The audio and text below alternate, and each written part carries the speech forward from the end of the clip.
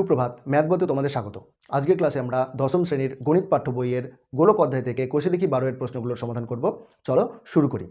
তার আগে জেনে নিই গোলক বিষয়টা কি। নবম শ্রেণীতে তোমরা বৃত্ত সম্পর্কে জেনেছো। সেই বৃত্তের ত্রিমাত্রিক আকার হলো গোলক, যার উদাহরণ হিসেবে তোমরা ফুটবলকে কল্পনা করতে পারো।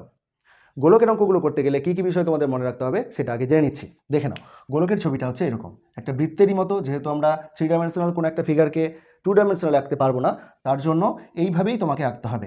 যার কেন্দ্র যদি এখানে দেওয়া হয়, তাহলে এইখানটা হচ্ছে তার কেন্দ্র বরাবর যে তল, সেই তল, তার যে বৃত্ত সেটা এটা। এইখান থেকে এই দূরত্বটা হচ্ছে সাধারণত স্মল আর অথবা ক্যাপিটাল আর দ্বারা প্রকাশ করা হয়। এখানে আমার ছবিটা ঠিক বোঝা যাচ্ছে না ঠিকই, আসলে বিষয়টা হচ্ছে ফুটবলের যে কেন্দ্র সেখান থেকে এই বাইরের যে তল অর্থাৎ পৃষ্ঠতল, তার মধ্যে যে দূরত্ব সেটা কিন্তু আর বা ক্যাপিটাল আর। এখানে এটাও কিন্তু আর বা ক্যাপিটাল আর, বুঝে গেছে? এইবার এই ফুটবলের মধ্যে গোটা ফুটবলটার ক্ষেত্রে খেয়াল করে দেখো, এখান থেকে দুটো জিনিস বের করতে আসে। কি কি? এই ফুটবলটার পৃষ্ঠতলের ক্ষেত্রফল বা সমগ্রতলের ক্ষেত্রফল। এই ফুটবলটার মধ্যে একটাই মাত্র তল আছে, সেটা হচ্ছে পৃষ্ঠতল বা সমগ্রতল। এই পৃষ্ঠতলের ক্ষেত্রফল বের করতে আসে, অর্থাৎ এই ফুটবলটাকে যদি রং করতে হয়, তাহলে যেই জায়গাটায় তুমি রং করবে তার পরিমাণ যদি বের করতে হয়, তাহলে তোমাকে পৃষ্ঠতলের ক্ষেত্রফল বের করতে হবে। পৃষ্ঠতলের ক্ষেত্রফলের সূত্রটা দেখো, পৃষ্ঠতলের ক্ষেত্রফল বা সমগ্রতলের ক্ষেত্রফল, যা তোমরা বলবে, সমগ্রতলের ক্ষেত্রফল। ঠিক আছে? সমগ্রতলের ক্ষেত্রফল সূত্র হচ্ছে 4πr² বর্গ একক। ঠিক আছে? 4πr² বর্গ একক, এটা হচ্ছে সূত্র তার পৃষ্ঠতলের ক্ষেত্রফল বা সমগ্রতলের ক্ষেত্রফলের সূত্র। আবার এই ফুটবলটার মধ্যে কতটা বায়ু আছে বা ফুটবলটার মধ্যে কতটা গ্যাস আছে এটা যদি জানতে চাই, বা শর্ট পার্টের যে লোহার বলটা তার মধ্যে কতটা লোহা আছে যদি বের করতে বলে, তাহলে এটার আয়তন বের করতে হবে, অর্থাৎ ভেতরের সমস্ত কিছু বের করতে হবে। তার জন্য আয়তন ওটাকে বলা হবে, তখন আয়তনের পরিমাণ বের করতে হবে। আয়তন হচ্ছে কত? আয়তন হচ্ছে, দেখো, আয়তনের সূত্রটা 4/3πr³ ঘন একক। ব্যাস, এই হচ্ছে দুখানা সূত্র। কিছু কিছু ক্ষেত্রে আবার এই সম্পূর্ণ গোলকটাকে বা ফুটবলটাকে বা শর্ট পার্টের যে বলটাকে, এটাকে অর্ধেক বরাবর যদি ভাগ করে দেওয়া হয়, তাহলে ছবিটা কেমন দাঁড়াবে? ছবিটা দাঁড়াবে এরকম। তখন কিন্তু এটার দুটো তল। কি কি? একটা হচ্ছে পৃষ্ঠতল আর একটা এই ভেতরের বৃত্তাকার তল। এই ক্ষেত্রে কিন্তু সমগ্রতলের ক্ষেত্রফল বের করতে হলে তোমাদের কি করতে হবে? এটার ক্ষেত্রফল বের করতে হবে প্লাস এটার ক্ষেত্রফল যোগ করতে হবে তার সঙ্গে। এটার যদি সমগ্রতলের ক্ষেত্রফল বের করতে হয়, তাহলে সমগ্রতলের ক্ষেত্রফলটা হবে কি? এখানে দেখো, এটা সম্পূর্ণটা কত ছিল? 4πr²। তাহলে অর্ধেকটা কত হবে? 4πr²/2, মানে 2πr²। প্লাস এবার যে বৃত্তাকার তলটা আছে নিচে দিকে, এটার ক্ষেত্রফল কত? এটারও ব্যাসার্ধ তো আর, তাহলে এটার ক্ষেত্রফল কত? πr²। তাহলে যোগ πr², আলটিমেটলি দাঁড়ালো 3πr² বর্গ একক। এই হচ্ছে গোলকের সমস্ত বিষয়। এবার আমরা অঙ্কে চলে যাচ্ছি। প্রথম অঙ্কটা বলেছে, একটি গোলকের ব্যাসার্ধের দৈর্ঘ্য 10.5 সেমি হলে তার সমগ্রতলের ক্ষেত্রফল হিসাব করে লিখি। 1 নম্বর অঙ্কটা বলে দিয়েছে, গোলকটার ব্যাসার্ধ বলে দিয়েছে, লিখছো অতএব 1 নম্বর প্রশ্নের সমাধান। অতএব গোলকটির ব্যাসার্ধ সমান 10.5 সেমি, এটা বলে দিয়েছে। আমাকে বের করতে বলেছে সমগ্রতলের ক্ষেত্রফল, তাহলে অতএব গোলকটির সমগ্রতলের ক্ষেত্রফল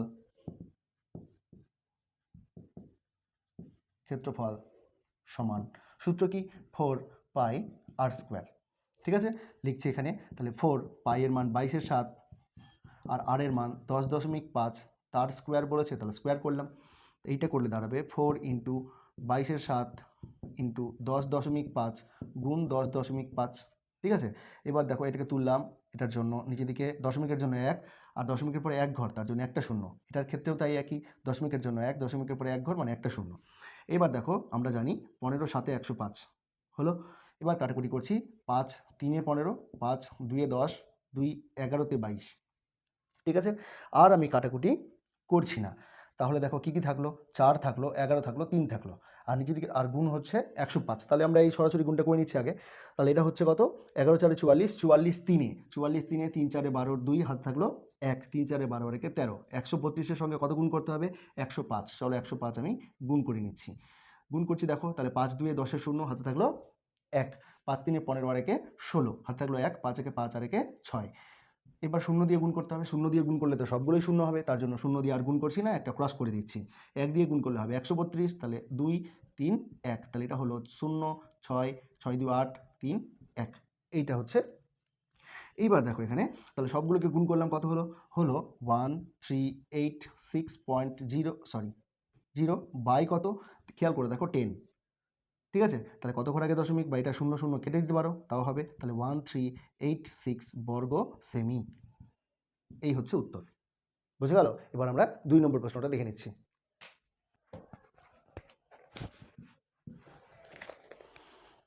2 নম্বর প্রশ্নটা বলেছে, একটি চামড়ার বল তৈরি করতে প্রতি বর্গ সেমি 17.50 টাকা হিসেবে 431.20 টাকা লেগেছে।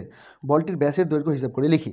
আমাকে এখানে বলে দিয়েছে একটা চামড়ার বল তৈরি করবে, তার জন্য প্রতি বর্গ সেন্টিমিটারে কত টাকা খরচা হচ্ছে সেইটা দিয়ে দিয়েছে, এবং মোট কত টাকা খরচ হয়েছে সেটা দিয়ে দিয়েছে। বলেছে চামড়ার যে বলটা তার ব্যাসের দৈর্ঘ্য বের করতে। তাহলে প্রথমেই আমরা ব্যাসটাকে ধরে নিচ্ছি, যে ধরি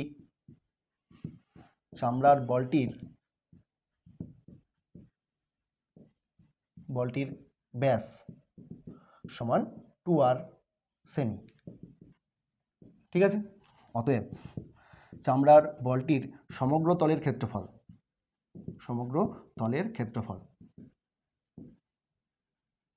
সমান, কেন সমগ্র তলের ক্ষেত্রফল, কারণ যে বলটার মধ্যে চামড়াটা কোথায় থাকবে, সেই পৃষ্ঠতলে থাকবে, তার জন্য সমগ্র তলের ক্ষেত্রফল। সূত্র কি, 4πr² বর্গ সেমি, ঠিক আছে। এইবার খেয়াল করে দেখো এক এক বর্গ সেমিতে খরচ হয়েছে কত, 17.50 টাকা। তাহলে মোট কত খরচ হয়েছে, তাহলে অতএব চামড়ার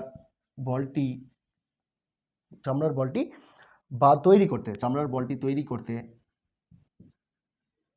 খরচ সমান, খেয়াল করে দেখো এক এক বর্গ সেমিতে 17.50 টাকা, তাহলে এত বর্গ সেমিতে কত খরচ হবে, এটা গুণ 17.50, তাহলে 4πr² গুণ 17.50 টাকা, এত টাকা খরচ হয়েছে। কিন্তু বইয়ে বলে দেওয়া আছে কত, এটাই বইয়ে বলে দিয়েছে 431.20 টাকা খরচ হয়েছে। তাহলে প্রশ্ন অনুসারে এটা সমান কত, 431.20, সেটাই লিখছি। প্রশ্নানুসারে 4, একবারই লিখি, চলো, 4πr² ইন্টু 17.50 সমান 431.20, এইটা বলে দেওয়া আছে, এটা আমরা লিখলাম। এখান থেকে আমরা আর এর মানটা বের করবো। ইমপ্লাই দেখো 4 ইন্টু 22/7 ইন্টু r² ইন্টু 17.50 সমান 431.20, এইখান থেকে r² মানটা বের করছি। তাহলে r² সঙ্গে যেগুলো গুণ আছে ওইদিকে গেলে ভাগ হবে, আর যেগুলো ভাগ আছে সেগুলো গুণ হয়ে যাবে। তাহলে এটা হলে আমাদের দাঁড়াবে কত, 431.20 গুণ 7 ভাগ 4 গুণ 22 গুণ 17.50। খেয়াল করে দেখো এখানেও দশমিকের পরে 2 ঘর, নিচেও দশমিকের পরে 2 ঘর, তার জন্য দশমিকটাকে উপর নিচে দুটো থেকেই তুলে দিলাম, একটা শূন্য কেটে গেল, ঠিক আছে। এইবার দেখো আমরা ক্যালকুলেশন করছি, আমরা দেখছি যে এইটাকে 11 দিয়ে ভাগ যাবে, কেন বলো তো, কারণ হচ্ছে 4, এই যে প্রথম, দ্বিতীয়, তৃতীয়, চতুর্থ, এই যে 4টা সংখ্যা আছে, 4টা সংখ্যার মধ্যে প্রথম আর তৃতীয়র যোগফল কত, 5, দ্বিতীয় আর চতুর্থর যোগফল কত, 5, তাদের বিয়োগফল কত, 0, 0কে 11 দিয়ে ভাগ যায়, তার জন্য এই সংখ্যাটাকেও 11 দিয়ে ভাগ যাবে। তাহলে 11 দিয়ে কাটাকুটি করছি, 11 দিয়ে 22, দেখো 11 3 33, তাহলে 10, আর ওখানে 1 নামলো, 101 হলো, 11 9 99, তাহলে 2 22 হলো, 11 দিয়ে 22, ঠিক আছে। এইবার দেখো আমরা 2 দিয়ে কাটাকুটি করছি, এটাকে 2 দিয়ে কাটাকুটি করলে কত হবে, 2 1 2, 1 19, 2 9 18, 1 12, 2 6 12। এবার আমরা 4 দিয়ে কাটাকুটি করছি, তাহলে 4 4 16, 3 36, 4 9 36। এইবার দেখো 175 আছে, আমরা 7 দিয়ে কাটাকুটি করছি এটাকে, তাহলে 7 2 14, 3 35, 7 5 35, তাহলে আমার দাঁড়ালো কত, r² = 49/25, ইমপ্লাই r² = 49/25। এইটাকে আমি একটু ডান দিকে করছি, দেখে নাও, তাহলে কি হবে, r = ±√49/25, এটাকে এইদিকে করছি, দেখে নাও, তাহলে ইমপ্লাই r = ±49 বর্গমূল কত, 7, আর 25 বর্গমূল কত, 5। আমরা জানি যে ব্যাসার্ধ কখনো নেগেটিভ হতে পারে না, তার জন্য শুধুমাত্র এখান থেকে আমরা প্লাস মানটাকেই নেব, বোঝা গেল। চলো তাহলে আর এর মান কত পেলাম আমরা, 7 এর 5, অতএব 2r = 2 ইন্টু 7 এর 5 সমান কত, 14/5। ব্যাস, এটাই হলো ব্যাসের দৈর্ঘ্য, বোঝা গেছে। তাহলে এবার আমরা 3 নম্বর প্রশ্নটা সমাধান করছি।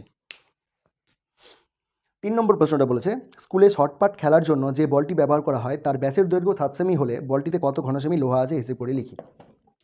বলটার মধ্যে কত ঘনসেমি লোহা আছে সেটা জানতে চেয়েছে, তাহলে এটার জন্য আমাদের আয়তন বের করতে হবে। চলো তাহলে দেখে নিই। প্রথমে 3 নম্বর অঙ্কটাতে ব্যাসার্ধটা কি বলেছে লিখে নিচ্ছি। অতএব শর্ট পার্ট বলটির ব্যাসার্ধ সমান 7/2 সেমি। 7/2 সেমি, যেহেতু ব্যাস বলে দিয়েছে 7, তাহলে ব্যাসার্ধ কত হবে? 7/2 সেমি। অতএব শর্ট পার্ট বলটির আয়তন কি সূত্র? 4/3 পাই আর কিউব। মান বসাচ্ছি, তাহলে 4/3 ইন্টু পাই এর মান 22/7 ইন্টু 7 তার কিউব। এটা হলো 4/3 ইন্টু 22/7 ইন্টু 7 গুণ 7 গুণ 7। একটা 7 একটা 7 কেটে গেল। এত ঘনসেমি কিন্তু লোহা লাগবে। তাহলে গুণ করছি, কি আছে? 7 7 49, 49 আর 22 4 কত? 88। তাহলে 88 49-এ গুণ। চলো তাহলে গুণ করছি। 9 8 72 2, হাতে থাকলো 7। 9 8 72 আর 7 হচ্ছে 79। এটাকে এবার 4 দিয়ে গুণ করছি। 4 8 32 2, হাতে থাকলো 3। 4 8 32 আর 3 35। তাহলে যোগ করলে কত হবে? 2 9 2 11, 7 5 12 আর 1 13, 3 আর 1 4। তাহলে এটা হলো 4312/3। এইটা হচ্ছে এত ঘনসেমি বা সেমি কিউব। এটা হচ্ছে শর্টপাট বলটার আয়তন। এবার আমরা 4 নম্বর প্রশ্নের সমাধান করে নিচ্ছি। দেখে নাও কী বলেছে। 4 নম্বর প্রশ্নটা বলেছে 28 সেমি দৈর্ঘ্যের ব্যাস বিশিষ্ট একটি নিরেট গোলক জলে সম্পূর্ণভাবে নিমজ্জিত করলে যে পরিমাণ জল অপসারিত করবে তা নির্ণয় করি। খুব সুন্দর একটা বিষয় বলে দিয়েছে। বলেছে 28 সেমি ব্যাস বিশিষ্ট একটা নিরেট গোলক যখন আমরা জলে ডোবাচ্ছি, তখন খেয়াল করে দেখো যে ওই নিরেট গোলকের যতটা আয়তন আছে ওই পরিমাণ জায়গায় কিন্তু জলটা প্রবেশ করতে পারছে না, তার জন্যই জলটা অপসারিত হয়ে যাচ্ছে। তাহলে অপসারিত জলের আয়তনটা কত হবে? সেই গোলকটাকে যেটাকে ডোবাচ্ছি তার আয়তনের সঙ্গে সমান। সেটাই আমাদের বের করতে হবে, কি যে গোলকটার আয়তন। এটা হচ্ছে 4 নম্বর। এখানে বলে দিয়েছি কি 28 সেমি দৈর্ঘ্যের ব্যাস বিশিষ্ট। তাহলে বের করে নিচ্ছি প্রথমে ব্যাসার্ধ কত। তাহলে লিখছি অতএব গোলকটির ব্যাসার্ধ, গোলকটির ব্যাসার্ধ সমান কত? 28/2 সমান 14 সেমি। যেহেতু কতটা পরিমাণ জল অপসারণ করতে বলেছে, অপসারণ করবে সেটা বের করতে বলেছে, তার জন্য আমরা আয়তন বের করে নেব। তাহলে অতএব গোলকটির আয়তন লিখছি 4/3 পাই আর কিউব সমান 4/3 পাই মানে 22/7 ইন্টু আর কিউব মানে 14 তার কিউব। তাহলে 4/3 ইন্টু 22/7 ইন্টু 14